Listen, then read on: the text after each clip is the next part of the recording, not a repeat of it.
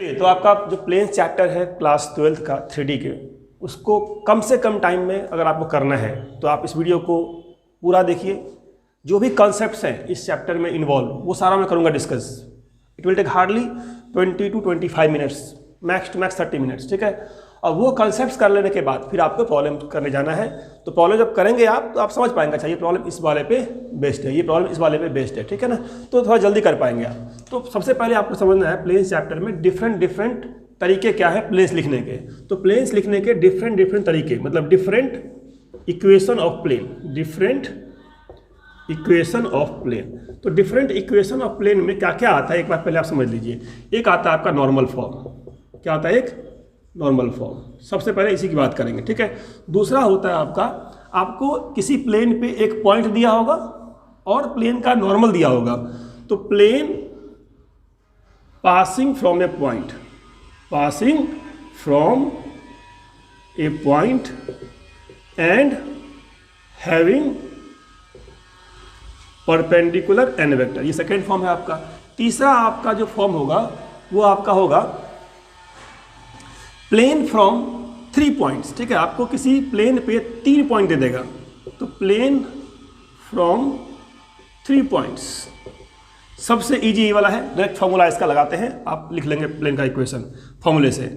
उसके बाद आपका होता है इंटरसेप्ट फॉर्म, जैसे क्लास 11th में होता है 2D में, वैसे ही 3D में है, बस एक एक्स्ट्रा हो जाएगा जेड कोऑर्डिनेट, इंटरसेप्ट फॉर्म। और लास्टली आपको क्या मिलेगा? तो 1 2 3 4 और फिफ्थ वाला पार्ट क्या है? Plane from intersection of 2 planes, plane from intersection of 2 planes, section of 2 planes. तो ये 5 डिफरेंट तरीके से आपको इक्वेशन ऑफ प्लेन लिखना है। तो आपको स्टार्टिंग में 50% जो आपका चैप्टर है ये है different ways of writing the planes, ठीक है। तो 1 by 1 मैं करता हूँ, बताता हूँ आपको। पहला आपका है नॉर्मल फॉर्म। नॉर्मल फॉर्म क्या होता है पहले देख लेते हैं। नॉर्मल फॉर्म 1 by 1 सारा मैं भी कर दूँगा एक्सप्लेन, ठीक है। तो आप समझ जाएंगे चैप्टर है क्या बेसिकली। तो नॉर्मल फॉर्म में क्या होता है, आपको एक मान लिया मैंने, ये आपका y है, ये x है, z मान लिया। एक प्लेन दिया रहेगा, मान लिया प्लेन कोई दिया आपको, ठीक है, प्लेन दिया। इस प्लेन का ऑरिजिन से परपेंडिकुलर डिस्टेंस दिया रहेगा। क्या दिया रहेगा? Perpendicular distance of the plane from origin दिया रहेगा, मान लीजिए d मान लेते हैं, ठीक है। और इस प्लेन का नॉर्मल दिया रहेगा। प्लेन जब भी आप पढ़ते हैं आपके माइंड में होना चाहिए कि n वेक्टर क्या है। बिना n वेक्टर के you can not write the plane, so n vector आपका होगा, ठीक है। तो नॉर्मल फॉर्म क्या कहता है कि जो आपका ओरिजिन से परपेंडिकुलर डिस्टेंस d है वो, और n वेक्टर दिया होगा, तो you can write this as क्या? r vector dot n cap equal to d। अब आपके माइंड में आएगा r वेक्टर क्या है? तो this is a variable vector that can lie anywhere on the plane. मतलब मान लीजिए पॉइंट P को आपने लिया, ठीक है, पॉइंट P लिया। अब ये पॉइंट P चाहे यहाँ पे हो, चाहे यहाँ पे हो, चाहे कहीं भी सकता है पॉइंट P। इसको ज्वाइन करते हैं यहाँ से, this is called your r vector, ठीक है। जब भी कोई इक्वेशन लिखते हैं ना, उसमें एक वेरिएबल होता है that is your r vector. ये तो आपको गिवन होगा, ये आपको गिवन होगा। अब इसी वेक्टर फॉर्म को अगर मैं कार्टेशियन में कन्वर्ट करता हूँ तो r की जगह क्या लिखेंगे?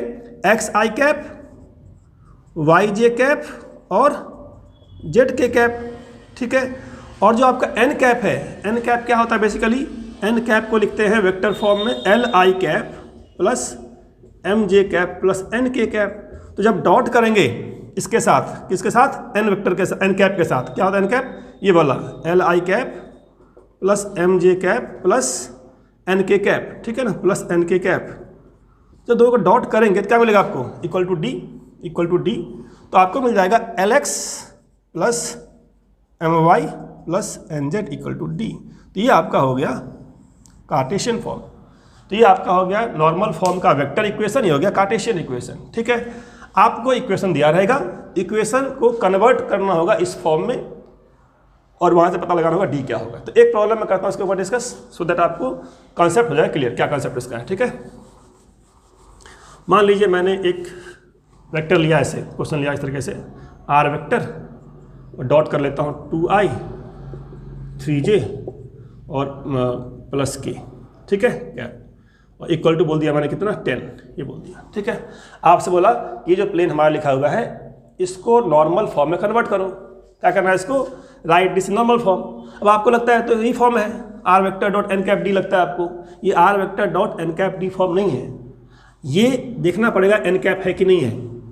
एन कैप का मतलब क्या होता है, अगर ये एन कैप होगा ना तो इसका जो मैग्नीट्यूड है वो कितना होगा, 1 होगा, और इसका मैग्नीट्यूड कितना है देखिए जरा, ये है 2 का स्क्वायर प्लस 3 का स्क्वायर प्लस 1 का स्क्वायर। तो इस वेक्टर का मैग्नीट्यूड 1 नहीं है, that means this is not your n cap, ठीक है। तो this is the vector that is a general n vector, तो ये आपका एन वेक्टर दिया हुआ, ठीक है। एन वेक्टर की जगह पे क्या करना है आपको, एन कैप करना है। तो एन कैप करने के लिए क्या करेंगे आप, इसका जो लेंथ है या जो मैग्नीट्यूड है कितना है, 4 9 13 114 रूट 14 दैट इज रूट 14। तो रूट 14 से आपको इसको डिवाइड कर देना है लेफ्ट में और राइट में। तो जो काम करेंगे लेफ्ट में वही करेंगे राइट में। तो यहाँ क्या आ जाएगा 2i plus 3j plus k divide by क्या, रूट 14। यहाँ किया, वहाँ भी करना पड़ेगा 10 by root 14। Now this is your r vector, this is your n cap equal to d format. तो डी कितना आपका आ गया, डी आपका आ गया 10 बाई रूट 14, ठीक है। तो ये एक प्रॉब्लम है जो आपको दिया जाएगा, कभी दिया रहेगा वेक्टर फॉर्म में, कभी दिया रहेगा कार्टेशियन फॉर्म में। एक मैं आपका कार्टेशियन फॉर्म भी ले लेता हूँ एक, ठीक है ना।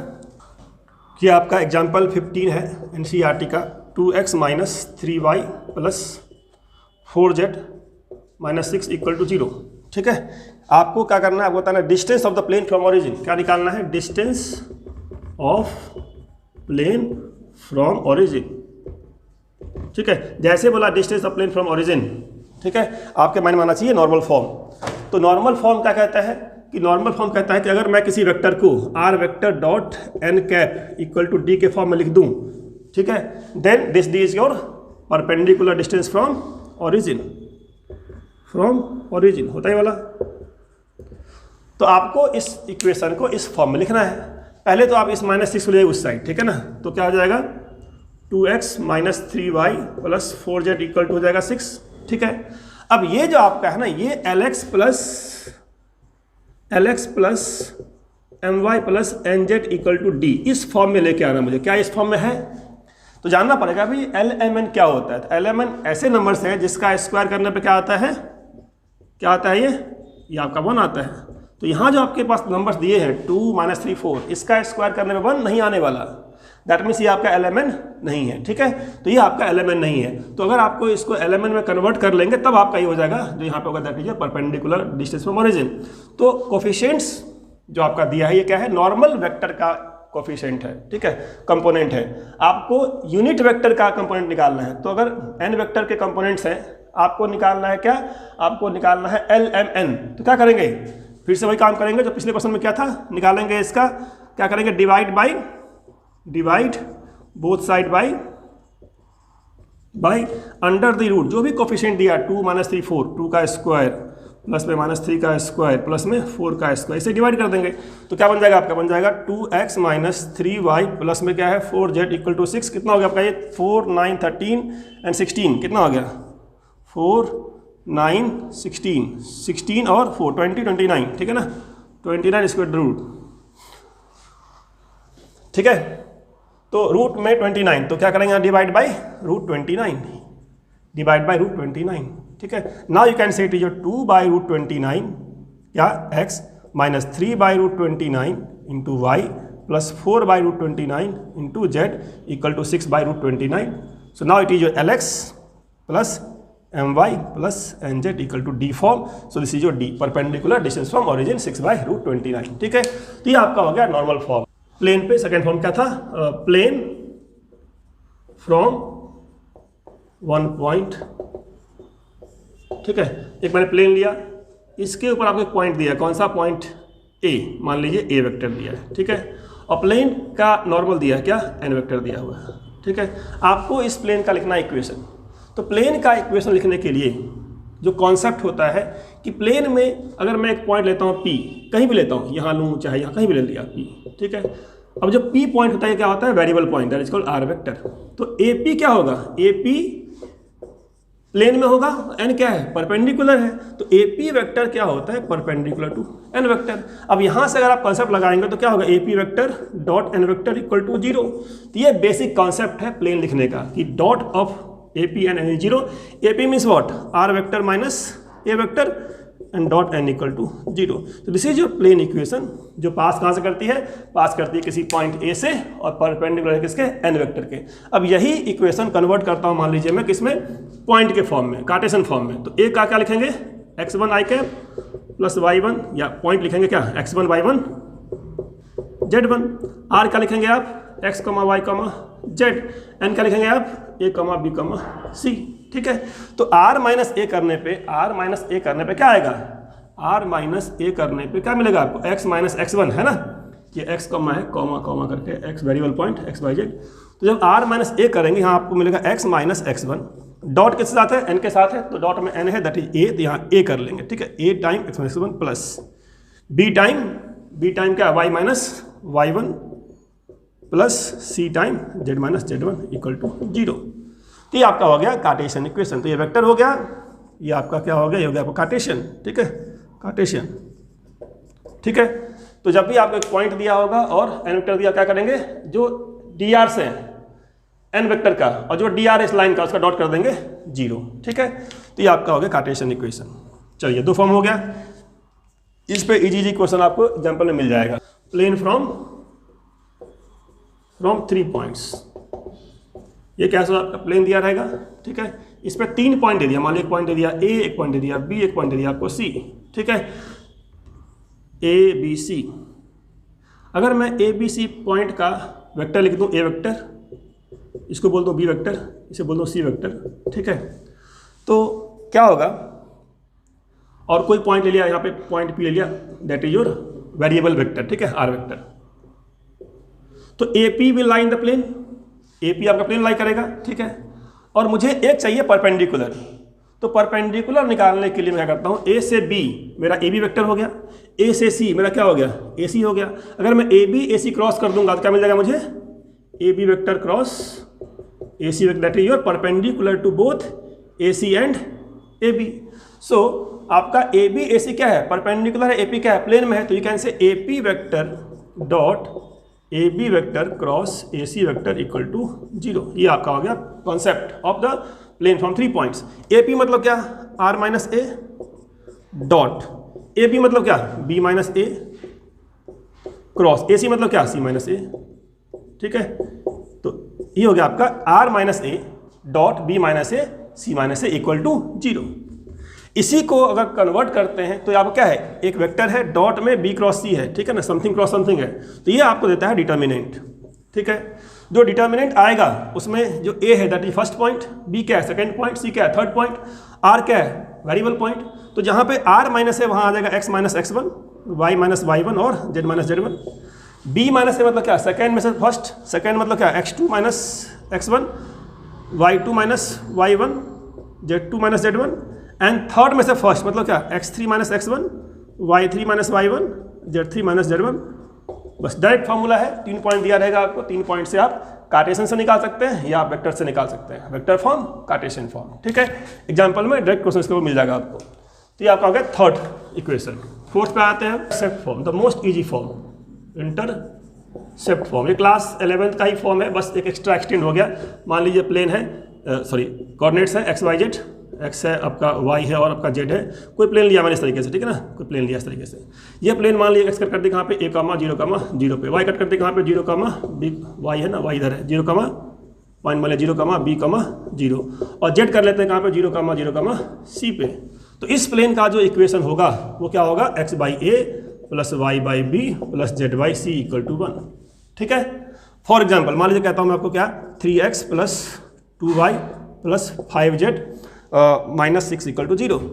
ठीक है, 3x 2y plus z minus 6 equal to 0।